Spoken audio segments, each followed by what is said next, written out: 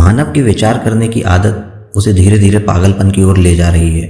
उसके मन में विचारों की असीमित श्रृंखला चलती ही जा रही है, जिस पर उसका कोई नियंत्रण ही नहीं बचा। सोचना एक बीमारी बन चुका है। जैसे शरीर में जब तक सेल्स नियंत्रित तरीके से मल्टीप्लाई होते हैं तब तक हम स्वस्थ रहते हैं, पर जब इन सेल्स की ग्रोथ कंट्रोल से बाहर हो जाती है तो ये स्थिति कैंसर का रूप ले लेती है। ठीक इसी तरह से जब विचार मानव के नियंत्रण से बाहर हो जाएं तो वो पागल होने लगता है।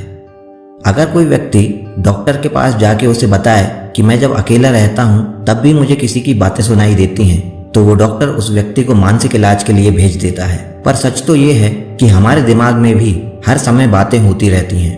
बस फर्क सिर्फ इतना है कि अभी वो आवाज़ें हम पर इतनी भारी नहीं हुई हैं कि हम उनका जोर जोर से जवाब देने लगें। पर सड़कों पर आपको कई लोग ऐसे मिल जाएंगे जो खुद से ही चिल्ला चिल्ला कर बातें कर रहे होंगे। ऐसे लोगों को देखते ही हम झट से उन्हें पागल कह देते हैं, पर उनकी और हमारी स्थिति में कोई ज़्यादा अंतर नहीं है।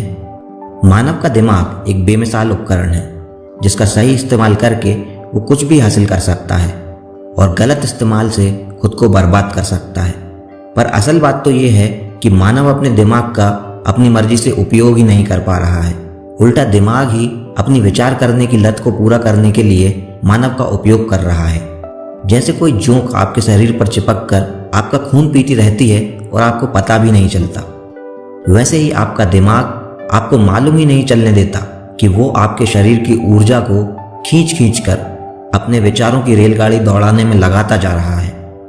अपने आप को छुपाने के लिए वो आपको इस भ्रम में डाले रखता है कि जिन विचारों की फिल्म आपके अंदर चल रही है वो आप खुद ही चला रहे हैं, पर असल में आप आपके दिमाग के गुलाम बन चुके हैं और आपका उस पर कोई नियंत्रण नहीं बचा है। दिमाग के ज़्यादातर विचार बार बार आने वाले होते हैं। वो एक ही विचार में आपको सैकड़ों बार उलझा लेता है जिससे आपको कोई फायदा नहीं मिलता। बहुत बार ये विचार नकारात्मक होते हैं जिनसे निकलने वाली नकारात्मक ऊर्जा आपके शरीर को धीरे धीरे नुकसान पहुंचाती जाती है। सर दर्द, थकावट, नींद न आना, हाई ब्लड प्रेशर, कोलेस्ट्रॉल और इसी तरह की कई समस्याएं केवल दिमाग में लगातार चलने वाले नकारात्मक विचारों से आती हैं। और जब कई सालों तक ये नकारात्मक ऊर्जा आपके शरीर को नुकसान पहुंचाती रहती है तो आपका शरीर कमजोर और बीमार होता चला जाता है। अगर आप गौर करेंगे तो पाएंगे कि आपका दिमाग जिन विचारों में आपको फंसाए रहता है उनका आपकी वर्तमान स्थिति से कोई संबंध नहीं रहता। वो या तो आपको किसी पुरानी घटना को दोहरा रहा होगा या फिर आपसे भविष्य की कल्पना करवा रहा होगा। दोनों ही चीज़ों का कोई उपयोग नहीं है। ना तो आप अपने अतीत को बदल सकते हैं, ना ही भविष्य में होने वाली घटनाओं पर आपका कोई नियंत्रण है। पूरे समय अतीत के दुख या भविष्य की चिंता में डूबे रहना आपके शारीरिक और मानसिक स्वास्थ्य को बिगाड़ता चला जाता है। आपका दिमाग आपके शरीर का बस एक अंग है। जैसे जब आपको अपने हाथों से कोई काम करना होता है तो आप उस काम को पूरा करने के बाद अपने हाथों को आराम से छोड़ देते हैं। आपके हाथ कभी अपने आप इधर उधर नहीं दौड़ने लगते। ठीक इसी तरह आपका दिमाग भी जरूरत पड़ने पर सोचने के लिए बना है। उसका काम पूरा हो जाने के बाद आदर्श रूप से उसे शांत हो जाना चाहिए, पर चूंकि हमने उस पर अपना कंट्रोल खो दिया है इसलिए 80 से 90% समय अपने दिमाग के कारण हम अपनी एनर्जी को खत्म कर रहे हैं और खुद को नुकसान भी पहुंचा रहे हैं। आपके दिमाग की कोशिश ये रहती है कि आप वर्तमान का आभास न कर पाएं, क्योंकि अगर आप वर्तमान में आ गए तो आप सोचना बंद कर देंगे। इससे दिमाग की जो लगातार सोचते रहने की लत है वो पूरी नहीं हो पाएगी।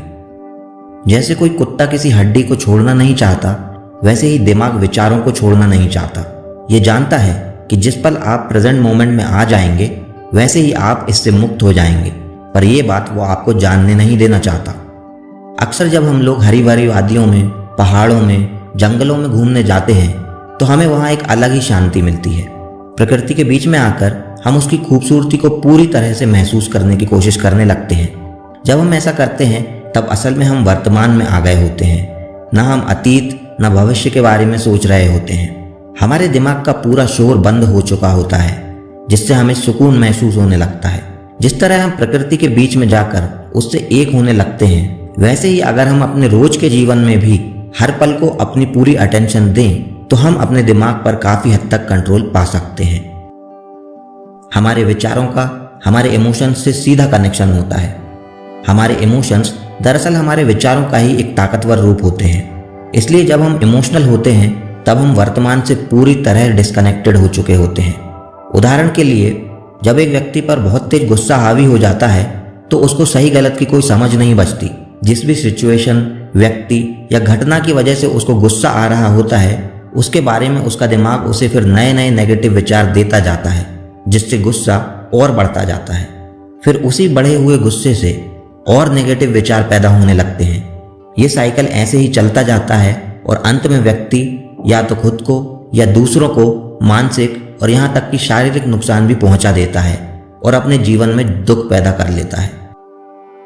हमारे जीवन के ज़्यादातर दुख बेमतलब के होते हैं जो हमारे दिमाग ने हमारे लिए पैदा किए होते हैं। हमारा दिमाग हमें इस भ्रम में डाल देता है कि वर्तमान की जो भी स्थिति है वो सही नहीं है और इसका सॉल्यूशन ढूंढने के लिए हमें जबरन भविष्य और अतीत के ख्यालों में फंसाया रहता है। जितना ज़्यादा आप आपके दिमाग के कंट्रोल में रहेंगे उतना ज़्यादा आप सफ़र करेंगे। जबकि अगर आप अपने दिमाग की पकड़ से बाहर निकल कर देखेंगे तो पाएंगे कि प्रेजेंट मोमेंट में कोई भी परेशानी नहीं है। हाँ, हो सकता है कि आपके जीवन में कुछ ऐसी सिचुएशंस होंगी जो आपके लिए सही ना हो, पर इसका ये मतलब नहीं कि आप उनके कारण आपके दिमाग को आप पर अत्याचार करते रहने देंगे। जीवन में परिस्थितियां तो कई प्रकार की बनती ही हैं, पर उन पर नेगेटिव या पॉजिटिव होने का टैग आप खुद लगाते हैं। अगर आप एक सिचुएशन को केवल एक सिचुएशन की तरह देखेंगे तो उसमें गुस्सा या दुखी होने के लिए कुछ नहीं है।